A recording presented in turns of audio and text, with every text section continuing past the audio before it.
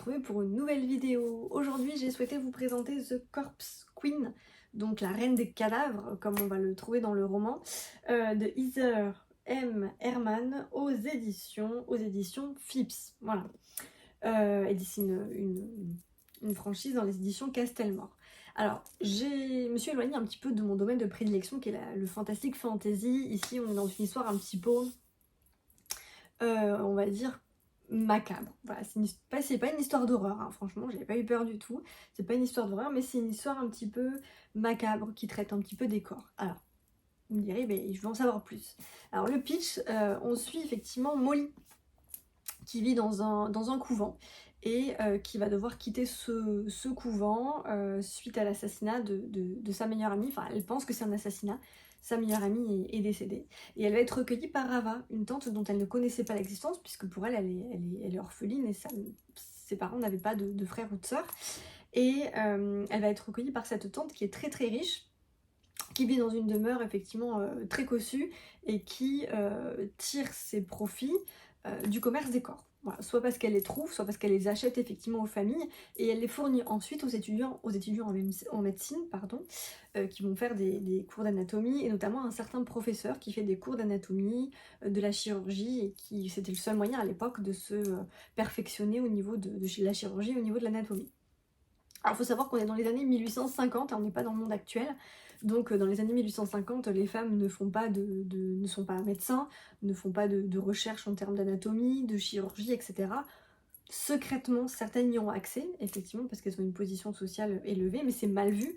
Et voilà, donc on est face à Molly qui est dans cette période historique-là, et du coup c'est passionnant du point de vue de la condition de la femme, et de ce qu'elle pouvait faire effectivement comme métier. Donc c'est très très intéressant d'un point de vue historique, voilà. D'un point de vue médical aussi, hein, ça traite de l'anatomie, de la chirurgie, des parties du corps qui étaient étudiées, des phénomènes qui se produisent quand on ouvre un corps. Donc voilà, c'est scientifique, c'est un petit peu médical, c'est un petit peu macabre aussi, parce que on a le commerce du corps, hein. Donc le soir, on suit la charrette de Molly qui va aller récupérer le corps, etc. Donc sa tante va tenter de la mener dans son entreprise là et de la convaincre de l'aider à trouver des corps pour fournir les étudiants en médecine, et notamment un certain docteur Lavallée, qui va la fasciner et qui va un petit peu l'initier à tout ce qui est anatomie et chirurgie, voilà, parce qu'elle va vouloir devenir chirurgienne. En parallèle du développement de Molly, de son histoire effectivement personnelle, on va suivre son enquête, puisqu'elle pense que sa meilleure amie Kitty ne s'est pas suicidée, n'est pas morte naturellement au couvent, et qu'elle a été assassinée. Et il y a plusieurs corps de femmes qui sont retrouvés, notamment à Philadelphie, qui sont retrouvés, mutilés, les corps de plusieurs femmes. Donc la police enquête. Et en parallèle, Molly, puisqu'elle touche à tout ce qui est affaires sanglantes et tout le commerce des corps, effectivement, elle va faire ses recherches pour découvrir si sa meilleure amie Kitty a bel et bien été assassinée. Voilà, donc on suit un petit peu tout ça. L'ensemble fait un cocktail plutôt attrayant. Je pensais pas être séduite par ce type de lecture. Moi j'ai lu le résumé, il m'a beaucoup plu. Voilà. Année 1850, la condition de la femme, une femme qui veut devenir chirurgienne et qui va se lancer dans le commerce des corps, la reine des cadavres comme on l'appelle. Franchement, j'ai trouvé ça passionnant, mais ça se éloigne vraiment du genre. Alors ça c'est le pitch. Qu'est-ce que j'en ai pensé? Moi j'ai beaucoup aimé. Voilà, je pensais que ça serait un petit peu dégoûtant, un petit peu trop macabre comme ils disent. Alors ça m'a pas du tout fait peur, c'est pas du tout dégoûtant, c'est passionnant, voilà. Et ça se termine comme je m'y attendais, donc c'est plutôt bien. Donc la tension monte crescendo, puisque on a l'histoire personnelle de Molly, on veut savoir si elle va réussir à devenir chirurgienne, si elle va s'en sortir dans le commerce de corps, parce que c'est pas rien, hein. Tous les soirs, comme le faisait sa tante, elle prend sa calèche, elle est certes accompagnée d'un cocher, mais c'est elle qui va récupérer les corps et qui va se heurter un petit peu à ceux qui s'opposaient à ça à l'époque, qui trouvent ça immoral, d'autres qui vont la soutenir parce qu'ils trouvent que ça permet de faire avancer la science, d'autres qui vont être choqués que ce soit une femme qui fasse ça. Donc elle va être aussi un petit peu en danger parfois, parce qu'il faut se rendre dans des cimetières, il faut se rendre au domicile de personnes pour récupérer les corps ou les acheter.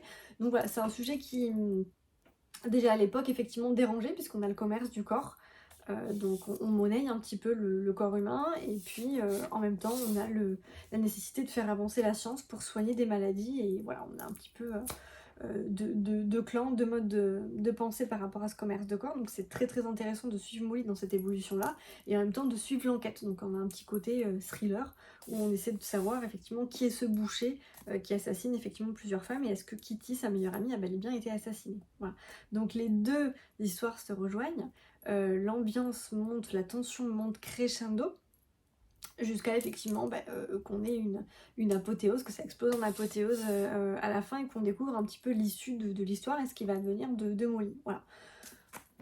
J'ai passé un super bon moment, donc je vais le garder dans ma bibliothèque parce que franchement, alors en plus d'être un brochet particulièrement bien avec une petite jaquette, ouais, particulièrement bien travaillée, je dirais, voilà, j'ai trouvé que l'histoire était vraiment top. Donc on a une double jaquette. Une jaquette, magnifique.